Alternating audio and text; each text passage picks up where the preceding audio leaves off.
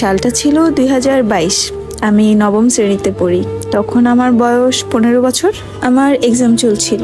তখন এক্সাম দিয়ে বাসায় আসি, আর দিনটা ছিল মঙ্গলবার। বাড়িতে ঢুকতেই মা বলল, তোর ছোট খালার শ্বশুর মারা গেছে, চল যেয়ে দেখে আসি। কিন্তু আমি প্রথমে রাজি হইনি।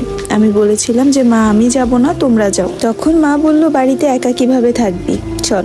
তখন আমি বললাম যে না মা, আমরা দুই বোন বাড়িতে থাকি, তুমি যেয়ে দেখে আসো। মা আবারও বলল, না চল, নানা বাড়িতে যাওয়া হয় না অনেক দিন ধরে, এই ফাঁকে একটু বেরিয়ে আসতে পারবি। এখানে বলে রাখি, নানা বাড়ির পাশেই আমার খালাদের বাড়ি। বড় খালা, মেজো খালা, ছোট খালা এরা আশেপাশেই বাড়ি। মা এত করে বলছে দেখে ভাবলাম যে যাই। মা যখন এতবার বলছে, যেয়ে আসি। যেই ভাবা সেই কাজ। আমাদের বাড়ি বরিশাল, আর নানার বাড়ি হচ্ছে পিরোজপুরে। তারপর দুপুর 2টা বাজে রওনা দিলাম সবাই মিলে। তারপর আমার খালাতো ভাই আসে আমাদেরকে এগিয়ে নিয়ে যেতে, মেজো খালার ছেলে। কিন্তু উনি ছোট খালার বাড়ির দিকে না যেয়ে যাচ্ছিল মেজো খালার বাড়িতে। অবাক হয়ে আমি মাকে জিজ্ঞেস করলাম, মা, আমরা ছোট আন্টির বাড়িতে যাব না, মেজো খালার বাড়িতে কেন যাচ্ছি? আমি আমার ছোট খালাকে আন্টি বলেই ডাকি। তখন পর্যন্ত বুঝতে পারছিলাম না যে আমার জীবনটা শেষ করে দেওয়ার জন্য সবাই মিলে আমাকে এখানে নিয়ে এসেছে। যাই হোক, তারপরে মেজো খালার বাড়িতে যাই। যে সবাইকে দেখে মোটামুটি ভালোই লাগলো, খালাতো ভাই বোন সবাইকে। সেখানে বড় খালাও ছিল। প্রথমে ঢুকেই আমি ফ্রেশ হতে চলে গেলাম। তারপর ফ্রেশ হয়ে বের হলাম, সবার সাথে কথা বলছি। হঠাৎ সেই সময় একটা মহিলা আর একটা মেয়ে আমার খালার বাড়িতে ঢুকে, মানে যার সাথে আমার বিয়ে হয়েছে তার বোন আর তার ভাইয়ের মেয়ে। তারপর তারা আমাকে দেখে গেল। আমি কিছুই বললাম না, কারণ আমার কোনো পিছুটান ছিল না, কোনো প্রেম ছিল না, কোনো পছন্দ ছিল না, তাই কিছুই বলিনি। ওরা যাওয়ার সময় আমার ছবিও তুলে নিয়ে যায়, যাতে করে আমার হবু স্বামীকে আমাকে দেখাতে পারে। আমার স্বামীর পছন্দ ছিল লম্বা মেয়ে। আমি মোটামুটি ভালোই লম্বা, তাই তাদের পছন্দ হয়ে গেল। আমি তখনও বুঝতে পারছিলাম না যে আসলে আমার সাথে হচ্ছেটা কি। তারপর আমার বাবা মা আমাকে নিয়ে চলে যায় ছোট খালার বাসায়। সেখান থেকে আবার রাত 12টা বাজে নিয়ে যায় বড় খালার বাসায়।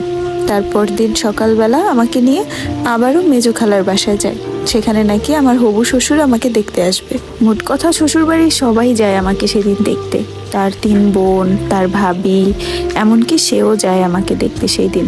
আমাকে দেখে তারা আংটি পরিয়ে আসে। আমার স্বামীরা ছিল 4 ভাই 3 বোন। তার ভাইরা সবাই বিদেশে থাকে, আমার স্বামীও ইতালি থাকে। আমার গায়ের রং ছিল শ্যামলা। তারপর তারা সবাই আমাদের বাড়িতে যায়, মানে আমার বাবার বাড়িতে যায়।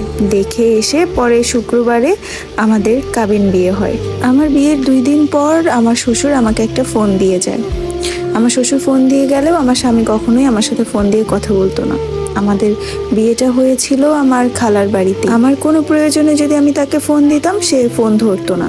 আমি ভেবেছিলাম হয়তোবা নতুন নতুন, তাই এমনিতেই আমার সাথে কথা বলে না। আর আমি বা তখন কি বুঝি বলেন? আমাকে সবাই বলতো ফোন দিতে, আমি ফোন দিতাম, কিন্তু সে ধরতো না। যদিও মাঝে মধ্যে ধরতো, কেমন আছি, কি করছি, এতটুকুই, তারপরে রেখে দিত। এর বেশি কিছুই কখনো বলতো না। তারপর আমি আমার খালার বাড়িতে থাকা অবস্থায় আমার শ্বশুর বলল আমাকে তুলে নিয়ে যাবে, যেহেতু আমাদের কাবিন বিয়ে হয়েছিল। কিন্তু আমার বাবা রাজি ছিল না। আমার বাবা বলল যে খালামনির বাড়ি থেকে আমাকে তুলে নিতে দিবে না, সে তার নিজের বাড়ি থেকে নিতে দিবে। মানে আমার বিদায়টা আমার নিজের বাড়ি থেকে করতে চাচ্ছিল আমার বাবা। এটা আমার শ্বশুর মেনে